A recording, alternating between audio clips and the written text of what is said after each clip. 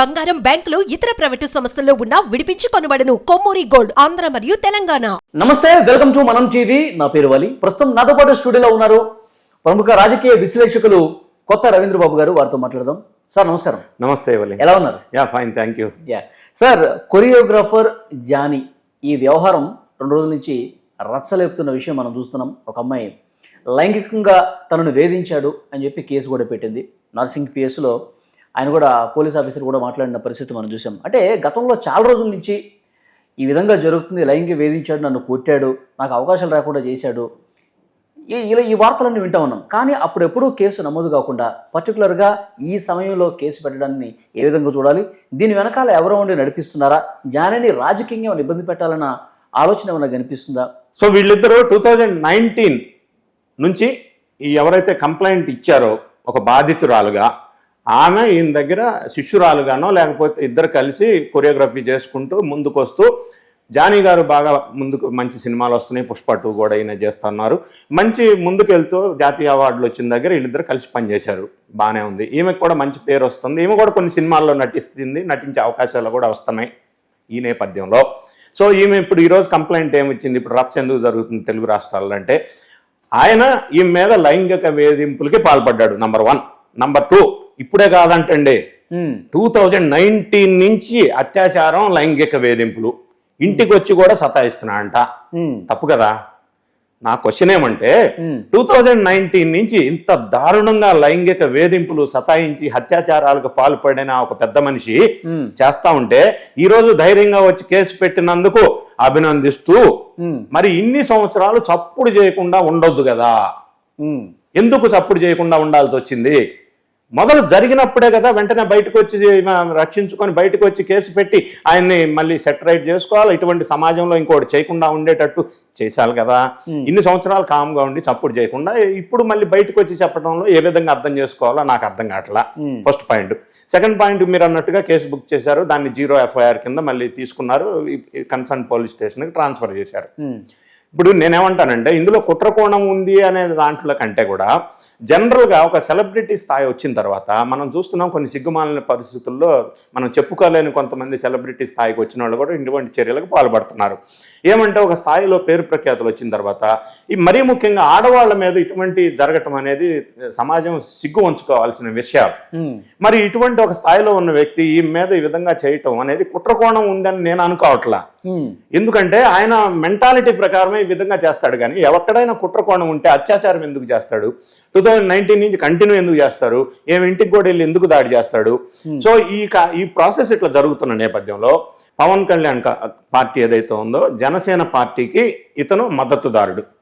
Janasena party మద్దతుదారుడు కాబట్టి ఇప్పుడు image damage అయింది కాబట్టి దాని ప్రభావం జనసేన పార్టీ మీద కూడా పడి ఆ పార్టీకి కూడా ఇమేజ్ డ్యామేజ్ అవుతుంది కాబట్టి వాళ్ళు వెంటనే అలర్ట్ అయ్యారు. మేలుకొని ఈ పర్టికులర్ వ్యక్తిని జనసేన పార్టీకి సంబంధించిన ఏ కార్యక్రమాల్లోనూ పాల్గొనవద్దు అని ఒక నోటీస్ ఇచ్చారు. అది పక్కన పెట్టేశారు. పక్కన పెట్టి ఆయన్ని డిటాచ్ చేశారు. ఎందుకంటే ఆ ఇమేజ్ మరక బురద ఏళ్ల మీద పడుతుంది జనసేన వాళ్ళ మీద. ఇప్పుడు ఇదన్నీ ఒకసారి మనం పరిశీలించినట్టయితే, ఒక స్థాయి స్థానం వచ్చిన తర్వాత, పేరు వచ్చిన తర్వాత, పైసలు వచ్చిన తర్వాత ఇటువంటి నీచ నికృష్టమైన మహిళల మీద అఘాయిత్యాలకు ఎందుకు పాల్పడుతున్నారో, హ్యూమన్ సైకాలజీ ఎందుకు ఈ విధంగా డైవర్ట్ అవుతుందో చాలా కేసులు మనం పరిశీలిస్తా ఉన్నాం. సో ఇందులో కుట్రకోణం అంటే కూడా ఈ జానీ లాంటి వ్యక్తి తల దించుకునే విధంగా మహిళల మీద ఇది చేయటం అనేది సిగ్గుమాలిన చర్య. నిజంగా ఇందులో నిజం ఉందా, లేకపోతే ఇంతకుముందు మనం మాట్లాడుకుంటే ఏమై ఉండొచ్చు అంటే, మనం జనరల్ గా ఆలోచిస్తే ఇప్పుడు అప్పుడే ఎందుకు కంప్లైంట్ డౌట్ వ్యక్తం చేశారు. ఇన్ని సంవత్సరాల పాటు ఎందుకు భరించింది? ఇన్ని సంవత్సరాల పాటు పోలీస్ స్టేషన్ గడప తక్కకుండా 4-5 ఏళ్ల పాటు ఇలాంటి రచ్చ జరుగుతున్నప్పుడు అవి ఎందుకు బయట పెట్టలేదు?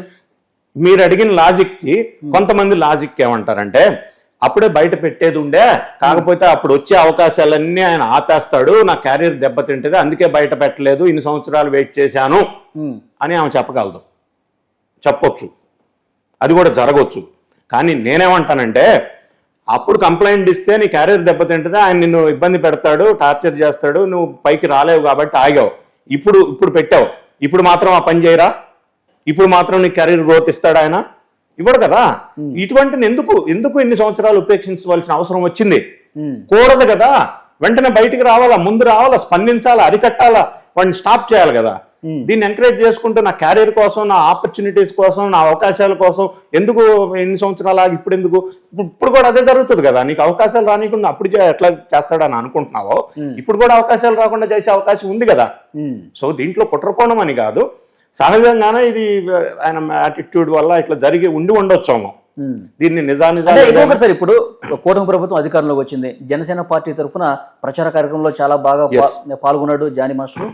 ఎక్కువగా పవన్ కళ్యాణ్ హావభావాలు ఏవైతే ఉంటాయో, ఆయన హెయిర్ స్టైల్ కావచ్చు, ఆయన గడ్డం కావచ్చు, ఆయన పవన్ కళ్యాణ్ కొరియోగ్రాఫ్ చేసినటువంటి సందర్భాలు కూడా ఉన్నాయి. అయితే ఇప్పుడు నామినేటెడ్ పోస్టులు తెర మీదకి వస్తున్నాయి సార్, కూటమి ప్రభుత్వం నుంచి జనసేన కూడా కొన్ని వస్తున్నాయి. సో మైనారిటీ కోటాలో జానీ మాస్టర్ కూడా అవకాశం ఉండొచ్చు అని పెద్ద ఎత్తున చర్చ ఉంది. సో ఇలాంటి సమయంలో వేరే వాళ్ళకి అవకాశం దక్కకుండా చేయటం కోసం జానీ మాస్టర్ ప్రత్యర్థులు ఏమన్నా కుట్రపూరితంగా ఆయన మీద బురద జల్లే కార్యక్రమం ఏమైనా తీసుకొచ్చారా? జానీ మాస్టర్ పవన్ కళ్యాణ్కి అభిమాని, ఆయనకి చాలా కొరియోగ్రఫీ చేశారు, వాళ్ళిద్దరికి మంచి రిలేషన్ ఉంది, ఇద్దరి మధ్య మంచి అవినాభావ సంబంధం ఉంది. కానీ వేరే వాళ్ళు చేశారు అని అనటానికి ఇటువంటి అమ్మాయిని పట్టుకొని అఘాయిత్యం అనేది ఎందుకు చేయాల్సి వస్తుంది? ఇంకా చాలా ఉంటాయి కదా అంశాలు. ఇది చిన్న విషయం కాదు కదా. ఈ అమ్మాయి చేత నన్ను అఘాయిత్యం చేశాడు, అరాజ్ చేశాడు, అత్యాచారం చేశాడు అనేది చిన్న విషయాలు కాదు. ఏ ఆడపిల్ల కూడా వేరే వాళ్ళు కుట్ర చేశారు, నువ్వు ఇట్లా నన్ను అఘాయిత్యం చేశారు, అత్యాచారం చేశారు అని చెప్పమంటే అట్లా చెప్తారని నేను అనుకోను. ఎందుకంటే స్త్రీల మీద అంత గౌరవం మనకి, అటువంటి పని చేస్తారని నేను అనుకోను. సో అది రాజకీయ.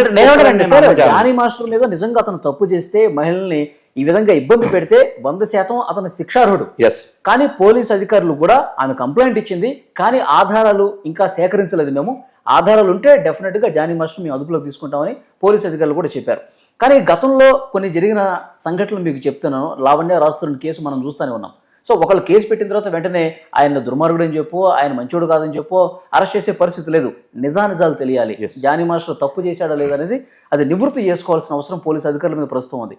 అది వేస్తా అనుకుంటే కనుక ఆయన అదుపులోకి తీసుకుంటారు కదా.